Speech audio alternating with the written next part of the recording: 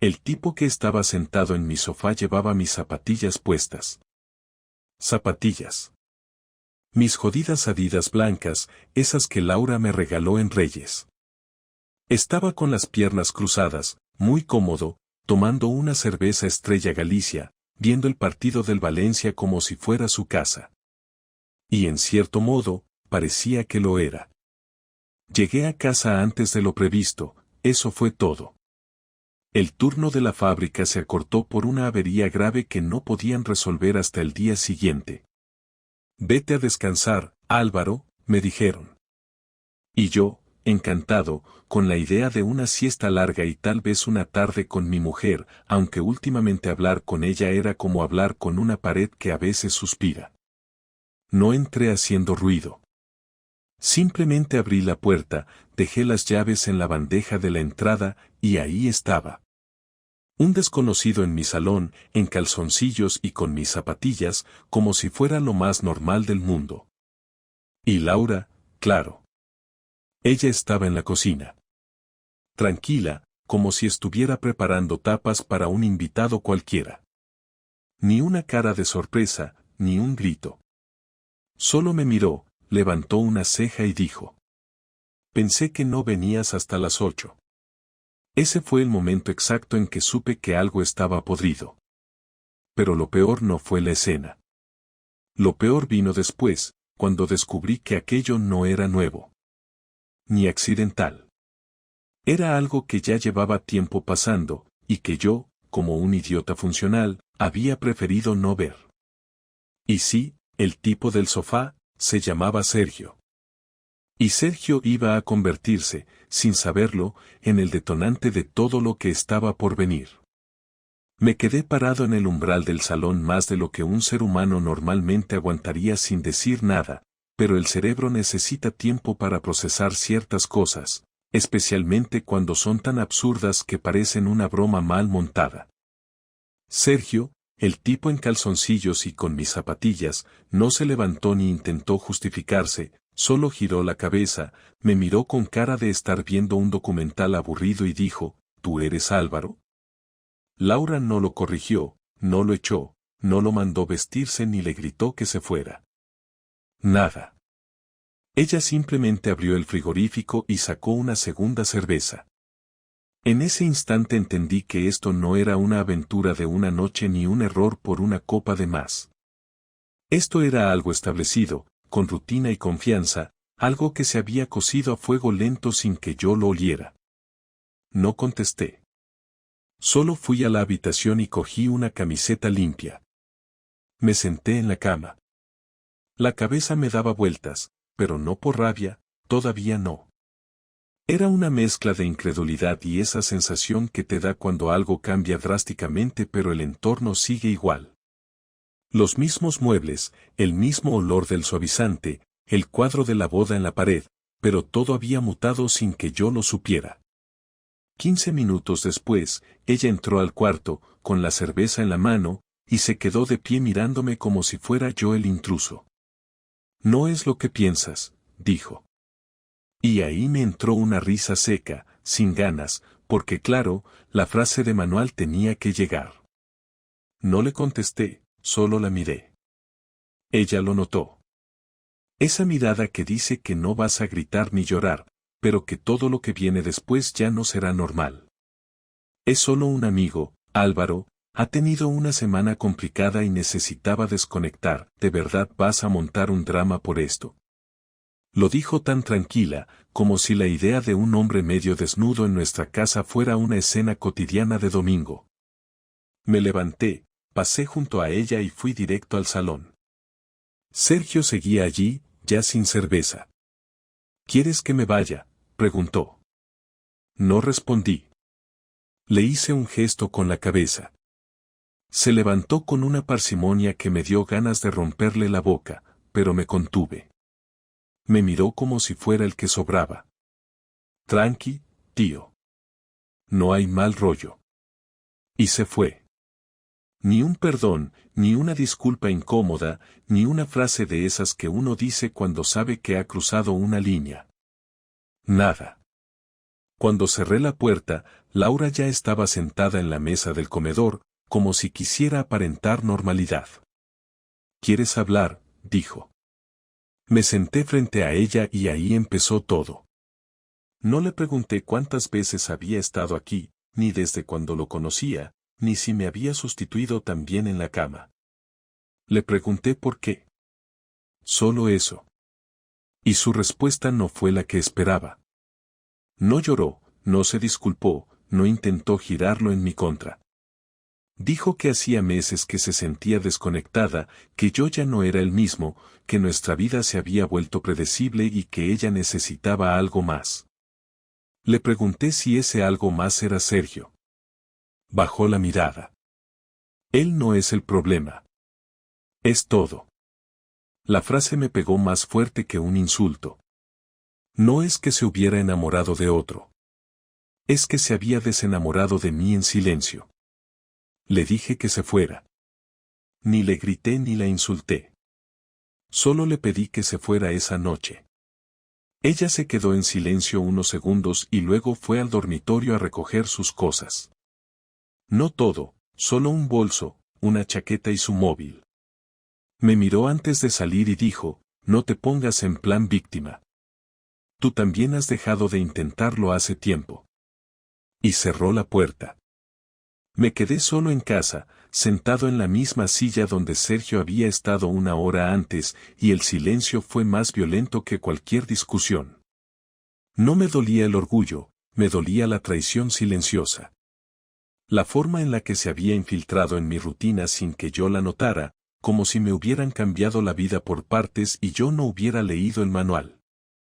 No sabía qué iba a hacer después, no sabía si esto era el fin o solo el inicio de algo peor, pero sí sabía que nada volvería a ser igual.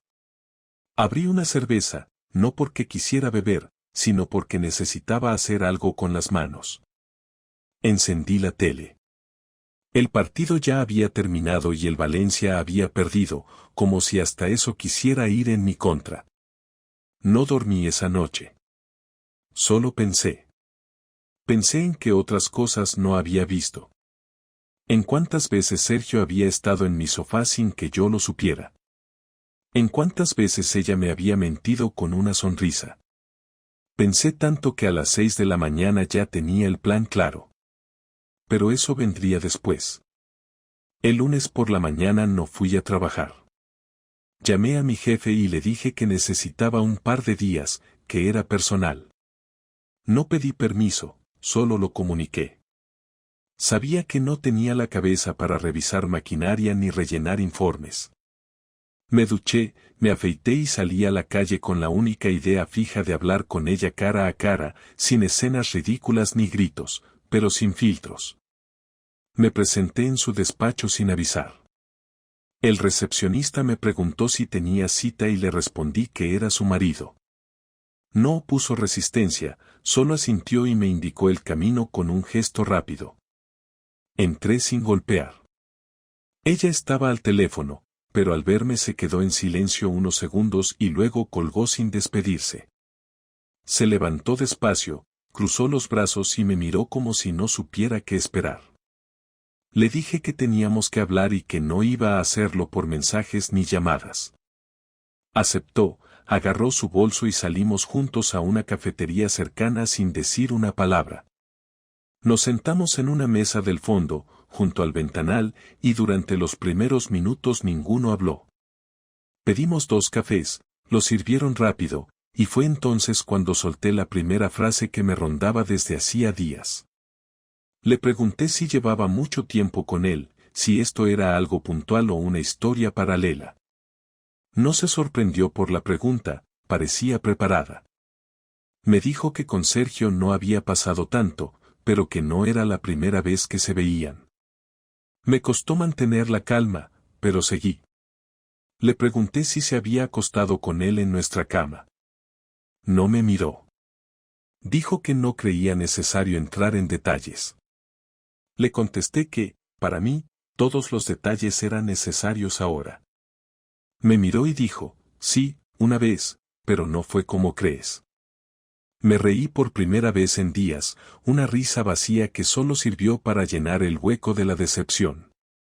Le dije que no entendía que parte de todo eso podía ser diferente de lo que yo creía, que era bastante sencillo, había traicionado nuestra vida, nuestra casa, y lo había hecho con una naturalidad que me daba miedo.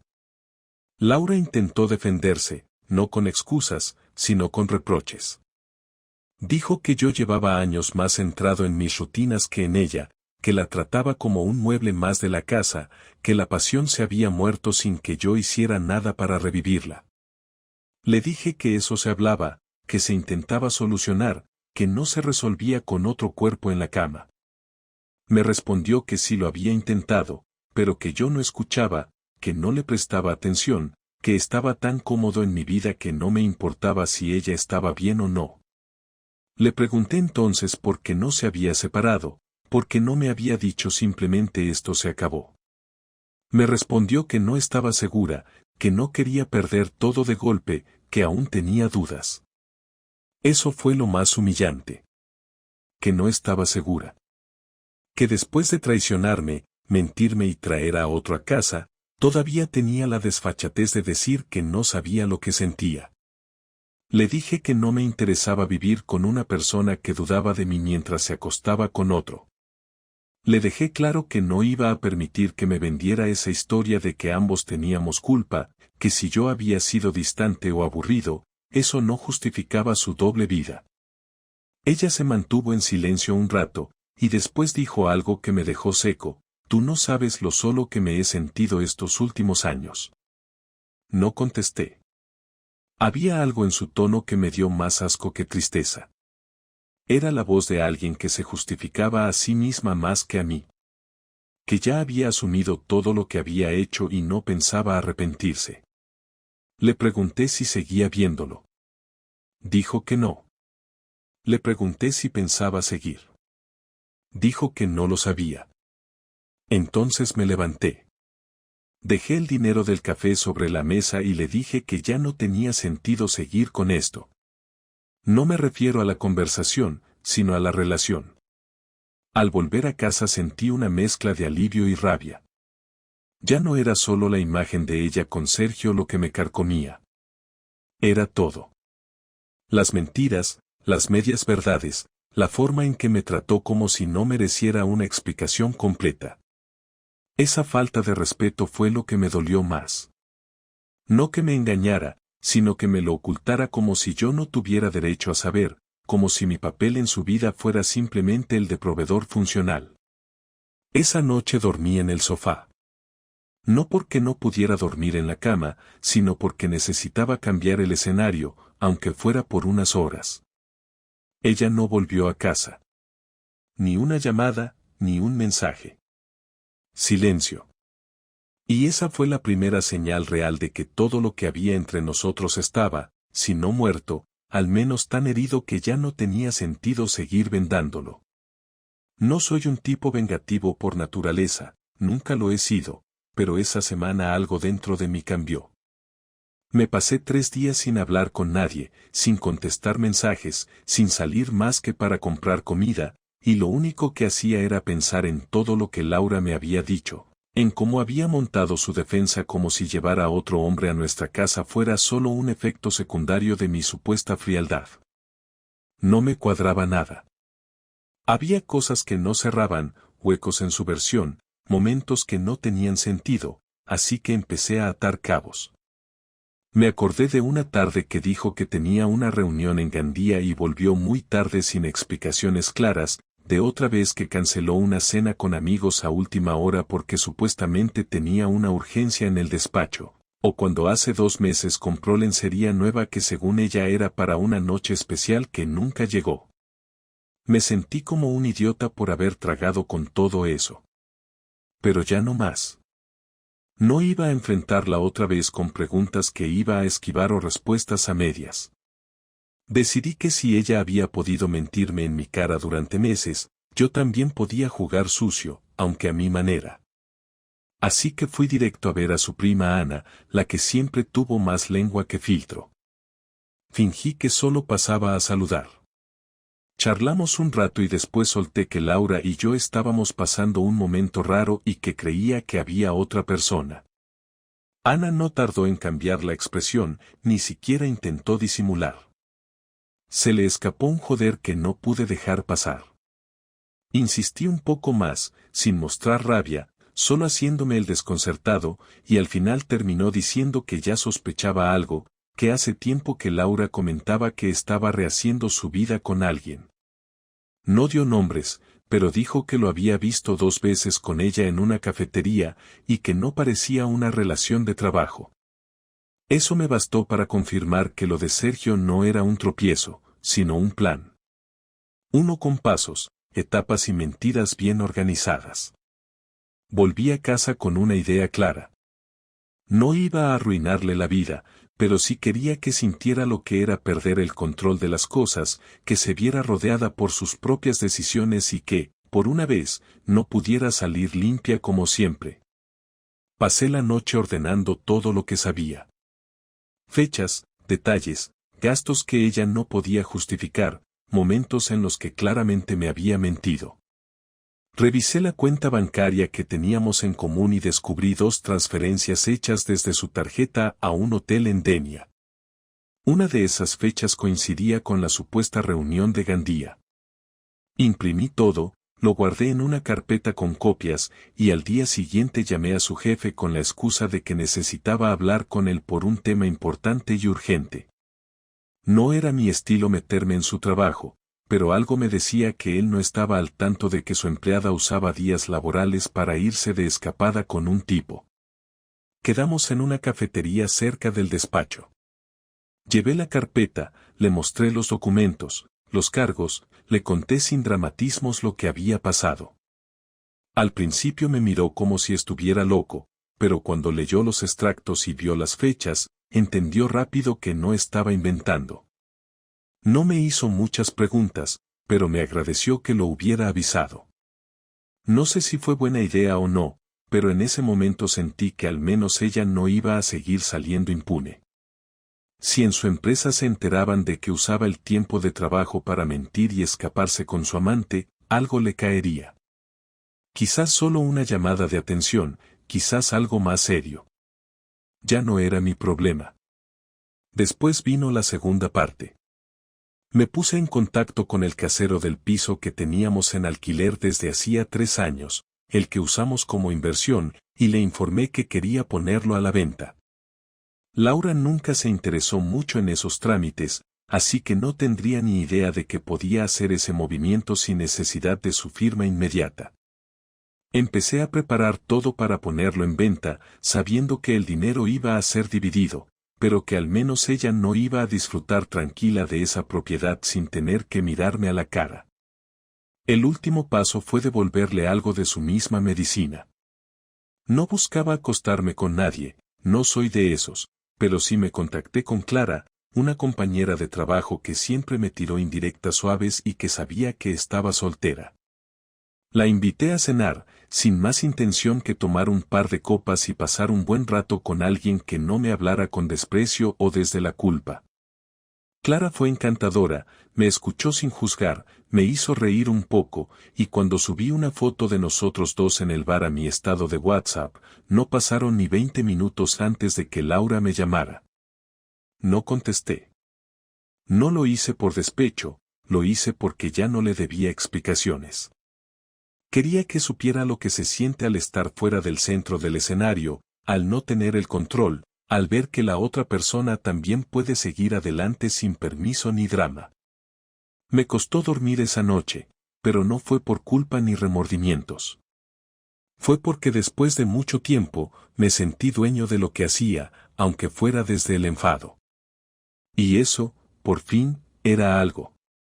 El viernes por la tarde me escribió un mensaje que simplemente decía tenemos que hablar. No dijo hola, ni preguntó cómo estaba, ni usó puntos suspensivos como solía hacer cuando quería suavizar algo. Solo esas 4 palabras, secas, como si ella todavía dictara el ritmo de las cosas. Le respondí que podía venir a casa esa misma noche, que yo estaría. No puso objeciones, ni preguntó por qué tan rápido. Supongo que después de la foto con Clara, se dio cuenta de que algo se le estaba escapando. Llegó a las 8:15, vestida como quien va a una reunión, pero sin maquillaje, y con esa cara de querer mostrar cansancio como si eso justificara todo lo que había pasado. No le ofrecí nada, ni café ni agua, solo le señalé la mesa del comedor y nos sentamos frente a frente. Esta vez no había necesidad de romper el hielo. Ella empezó hablando. Dijo que había estado pensando mucho estos días, que no se sentía orgullosa de nada de lo que había hecho, que le dolía cómo habían salido las cosas y que nunca pensó que llegaríamos a este punto. No interrumpí. Siguió diciendo que Sergio había sido un error, que no estaba enamorada de él, que fue una forma estúpida de llenar un vacío que sentía desde hacía años. Le pregunté si realmente creía que eso explicaba algo. Me dijo que no lo justificaba, solo que quería que lo entendiera.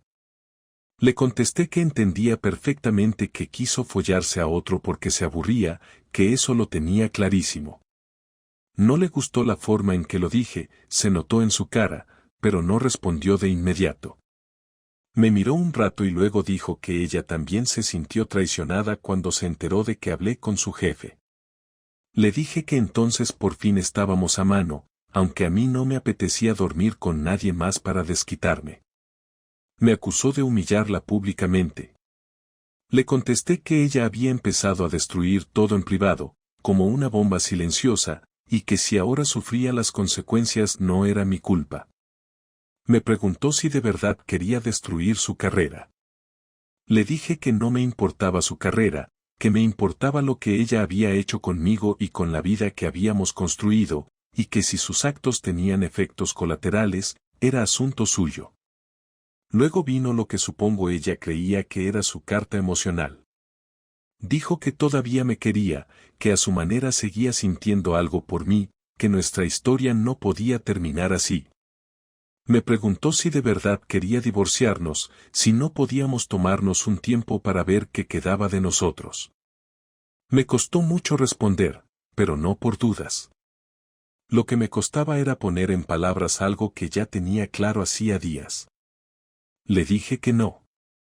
Que no quería seguir con alguien que había cruzado tantas líneas y todavía era capaz de hacerse la víctima. Que la había amado, sí, mucho, y que quizás por eso me dolía más ver lo lejos que había llegado todo esto. Que había confiado en ella con una fe ciega que ya no tenía sentido mantener. Me preguntó qué pasaría con el piso, con el coche, con todo lo que compartíamos. Le respondí que hablaríamos con abogados, que haríamos las cosas por la vía correcta, pero que a partir de ese momento lo nuestro era solo un tema administrativo. Se hizo un silencio largo. Ella bajó la mirada, se frotó los ojos, y dijo que nunca se imaginó este final. Le respondí que yo tampoco, pero que a veces la gente cava su propio final con cada mentira que decide contar. Me preguntó si había alguien más. Le dije que no necesitaba a otra persona para saber que no quería seguir con ella. Se lo dije sin dureza, sin sarcasmo, solo con esa frialdad que llega cuando ya no queda nada por salvar. Ella asintió, se levantó, y fue hacia la puerta. Antes de salir, me miró y dijo que esperaba que un día pudiera perdonarla. No contesté. Cerró la puerta con suavidad, como si eso cambiara algo. Esa noche dormí en la cama. La primera vez desde que todo explotó. No fue una noche buena, ni reparadora, pero fue distinta. No tuve sueños, ni pesadillas, solo una secuencia de pensamientos ordenados, como si mi cerebro ya hubiera hecho limpieza. Al día siguiente comencé a guardar sus cosas en cajas. No por despecho, sino porque ya no tenía sentido que siguieran ahí. No eran recuerdos, eran restos de algo que ya no existía. La semana siguiente me la pasé reorganizando todo. Cambié las contraseñas de las cuentas, abrí una nueva cuenta bancaria a mi nombre, pedí cita con un abogado y empecé a poner los papeles en orden. No fue un proceso complicado, pero sí incómodo. Hablar de división de bienes, de porcentajes, de fechas, de resoluciones, siempre te obliga a asumir que lo que había ya está muerto. No quedaba nada romántico, ni emocional, ni siquiera trágico. Era solo una serie de tareas que había que ejecutar para que cada uno pudiera seguir su camino sin depender del otro. Laura no puso muchas trabas. Se notaba que su energía ya no estaba en luchar por nada. Respondía los mensajes con frases cortas, cumplía con los trámites, pero no intentó negociar ni pelear. Aceptó la separación como quien firma un contrato que no le gusta pero no puede evitar. En el fondo, creo que también sintió alivio. Durante esos días recibí algunos mensajes de amigos en común. Nada demasiado invasivo. Uno me preguntó si era cierto que lo nuestro se había terminado, otro se ofreció para tomar una cerveza y hablar si me apetecía. No conté detalles a nadie, no por vergüenza, sino porque no me interesaba convertir lo que viví en una historia para compartir. Ya bastante tuve con ver cómo Laura justificaba su traición como una consecuencia lógica de mi carácter o de la rutina. No iba a repetir eso en boca de terceros. Lo que pasó se quedó entre ella y yo, y el resto solo necesitaba saber que la relación se había terminado y que cada uno iba a seguir por su cuenta. Una tarde, mientras recogía unos papeles en el despacho del abogado, él me preguntó si pensaba volver a vivir en la misma casa o buscar algo nuevo. Le dije que por ahora me quedaría, al menos un tiempo. No quería moverme hasta cerrar todo. Necesitaba ese lugar como base para terminar de procesar las cosas. No era que el piso me importara tanto, pero me daba estabilidad. A veces lo único que necesitas es saber dónde están tus cosas, tu cama, tus llaves, aunque lo que había adentro ya no tenga el mismo valor.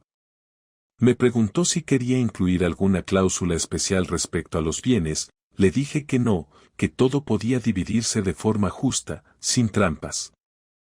Ya no me interesaba sacarle nada a Laura, ni castigarla. Quería terminar el asunto con la cabeza limpia. Pasaron los días y ella vino una última vez a recoger las cajas que había preparado. No hablamos casi nada. Solo entró, saludó, miró alrededor como si estuviera revisando qué faltaba, cargó 2 bolsas y dijo que ya vendría a por lo demás más adelante. Le dije que me avisara antes, que no me apetecía sorpresas. Me dio las gracias, me miró unos segundos y luego se fue sin decir nada más. No hubo abrazos, ni despedidas simbólicas, ni recuerdos compartidos. Solo una puerta que se cerró, como muchas otras cosas. No me sentí bien ni mal. Me sentí vacío, pero no como quien pierde algo importante, sino como quien termina una tarea larga y agotadora.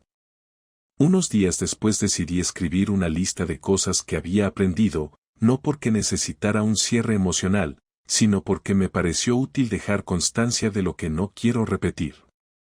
La primera línea decía, si alguien empieza a tratarte con indiferencia, créelo. La segunda, no justifiques lo que sabes que está mal solo porque te da miedo aceptarlo. Y así seguí, escribiendo ideas simples, sin dramatismo, solo recordatorios personales. Al terminar, rompí la hoja y la tiré. No necesitaba aferrarme a frases para no cometer los mismos errores. Con recordar lo que pasó, tenía suficiente. Un viernes por la noche fui con unos amigos al bar de siempre. Hacía meses que no iba. Pedimos unas cervezas, hablamos de fútbol, de trabajo, de cosas normales. Uno de ellos, sin rodeos, me preguntó cómo estaba. Le respondí que bien, y era verdad. No feliz, no renovado, no libre. Solo bien. Y eso ya era un paso.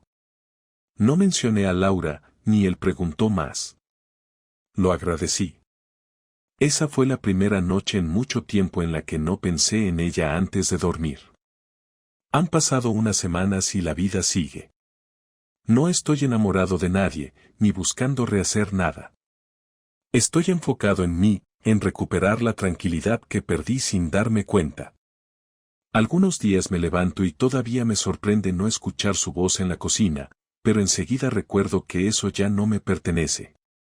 Otras veces, paso frente a lugares donde solíamos ir juntos y me pregunto si ahora irá con alguien más. Pero esas preguntas duran poco. No me interesa la respuesta. Lo que pasó con Laura me enseñó muchas cosas, pero la más importante fue que no importa cuánto creas conocer a alguien, siempre puede darte la espalda sin previo aviso. No por odio, ni por maldad, simplemente porque dejó de verte igual. Y eso, aunque duela, es parte de la vida. Yo ya no soy el hombre que creía tener todo bajo control, ni el marido que se conforma con migajas disfrazadas de normalidad. Ahora soy alguien que perdió una guerra sin pelearla, pero que salió entero. Y con eso me basta.